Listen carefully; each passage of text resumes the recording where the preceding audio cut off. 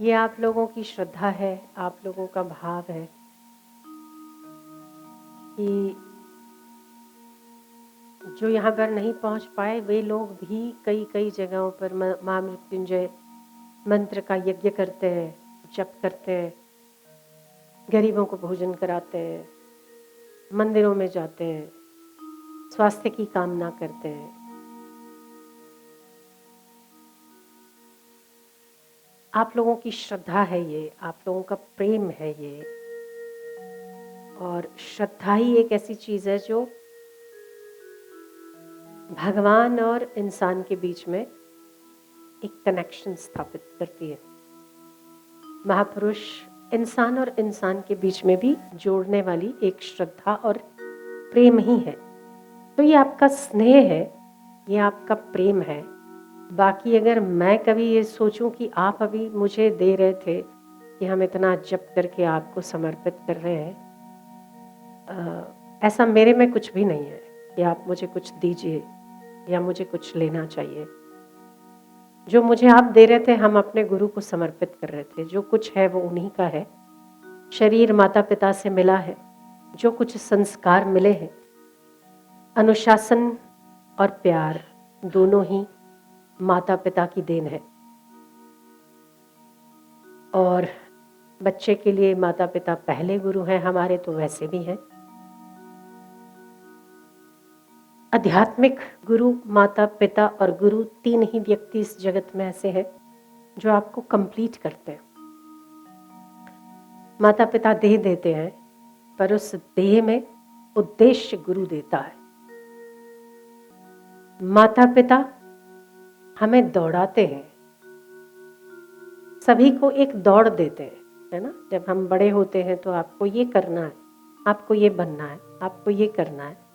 वो दौड़ाने के लिए दौड़ने का सामर्थ्य माता पिता देते हैं, पर गुरु आंख देते हैं कि कहाँ दौड़ना है। तो हम इन सबका ऋण चुकाए नहीं चुका सकते। जो कुछ भी इस शरीर में है, इस बुद्धि में है, इस मन में है, इन संस्कारों में है, वो सब कुछ तो मेरा है ही नहीं, तो मेरा लेने का अधिकार ही नहीं बनता। जिसने दिया है वो माता पिता है और एक गुरु है।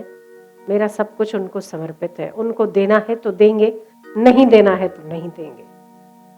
आप लोग इतना स्नेह देते हो, इतना प्यार देते हो, वही काफी है, वही बहुत है। अलग से आपको हम तो आज भी सुबह से इतनी बार सुनते हैं, happy birthday, happy birthday, happy birthday. मुझे रत्ती मात्र भी एक बार भी ऐसा नहीं लगता कि आप मुझे बोल रहे हो हैप्पी बर्थडे। मुझे ऐसे लग रहे हो आप अपने भावों की पूर्ति कर रहे हो। आपको खुशी है, आपको खुशी है कि हम पैदा हुए। तो ये तो आपको कॉन्ग्रेचुलेशन होना चाहिए ना कि आपको हम मिले। और मेरे माता पिता को नमस्कार और प्रणाम होना चाहिए कि उन्होंने धरती पर लाए और आपके दर्शन कराए, आपके स्नेह का पात्र बनाया। तो इसमें मेरा कुछ है ही नहीं, जो कुछ है वो आपका है। आप इतना इतना देते हैं, इतना पलकों पर रखते हैं, इतना स्नेह देते हैं। एक इंसान को भगवान तक का दर्जा दे देती है श्रद्धा, है ना। तो ये आपका प्रेम ही है। बताइए, हम में तो ऐसा कुछ नहीं मुझे दिखता है कि हम ऐसा कुछ ऐसा है कि हाँ, कि आपको इतना प्रेम आ जाए मेरे पे। कुछ भी नहीं है, कुछ भी नहीं। मेरा तो अपना कुछ भी नहीं है। देखिए, हर व्यक्ति कुछ लेने का अधिकारी हो या ना हो, पर प्रेम लेने का अधिकारी तो हर व्यक्ति होता है। भगवान से लेकर भिखारी तक, जीव जंतु से लेकर देवी देवताओं तक, सभी प्रेम लेने का अधिकारी तो है ही।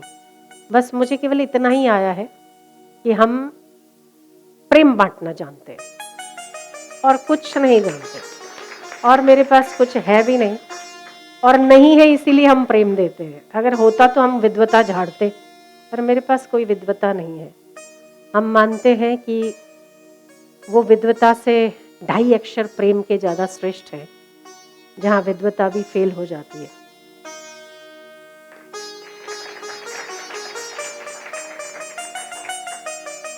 मनुष्य का धर्म है करुणा करना चाहिए। स्नेह और प्रेम ऐसा है कि मनुष्य को बांध के रखता है। हम अभी अहमदाबाद से चले तो रास्ते में एक बोरे में बिस्लेरी की बोतल उठा के, एक बहुत थका मांदा चेहरा था उसका, सफ़ेद बाल हो रखे थे, पैंट यहाँ से फटी हुई थी, यहाँ से फटी हुई थी। मैंने फिर वहाँ गाड़ी रुकवाई, उसको लड्डू दिया, चने दिए, थोड़ा ताकत आता है चने और रेवड़ी खाने से, ताकत आता है, तो रेवड़ियाँ दी, चने दिए। उसने जैसे ही लिया तुरंत वहीं बैठा और खाने लग गया। ऐसे लग रहा था जैसे कि कितने ही दिनों का भूखा हो। ये देखा तो मैंने गाड़ी में से और थोड़ा सामान निकाला और दिया। उसकी आंखें जो थी मेरे प्रति कृतज्ञता का भाव व्यक्त करने वाली, आप बताइए उसको शब्दों की आवश्यकता है क्या? उस कृतज्ञता को शब्दों की आवश्यकता नहीं है। और जो प्रेम आप मुझसे प्राप्त करते हैं या हम जो आपसे प्राप्त करते हैं, वो भी आंखें बोलती है, वहां शब्दों की आवश्यकता ही नहीं है। उसकी आंखों में पानी था। मैंने एक सवाल पूछा, मैंने कहा बहुत भूख लगी है? तो उसने खाते खाते ऐसा किया, मुंह में लड्डू था, बोल नहीं पाया, ऐसे किया। मैंने थोड़ा और दिया, उसने फिर माथे पे लगाया, उसने वो भी खाया। मैंने कहा जल पियोगे? बोले नहीं कोई बात नहीं, आपके पास तो कम ही होगा ना गाड़ी में, मैं जाऊंगा वहां से ले लूंगा। 3 बजे थे तब। मैंने कहा भोजन सुबह से नहीं करके आते हो? तो मेरे सामने देखा। मैंने कहा भोजन नहीं करके आते हो? बोले अभी जाऊंगा करूंगा। मैंने कहा अच्छा, बनाओगे फिर करोगे? बोले हाँ, एक टाइम भोजन करता हूँ, रात को खाता हूँ। इस पॉलिथीन में क्या है? तो बिस्लेरी की बोतल चुनता हूँ यहाँ से वहाँ से, कितना मिल जाता है? तो 1 किलो का 10 रुपया। 1 किलो अगर मैं बेचता हूँ तो उसका 10 रुपया मिलता है। पूरे दिन में कितने किलो बेचते हो?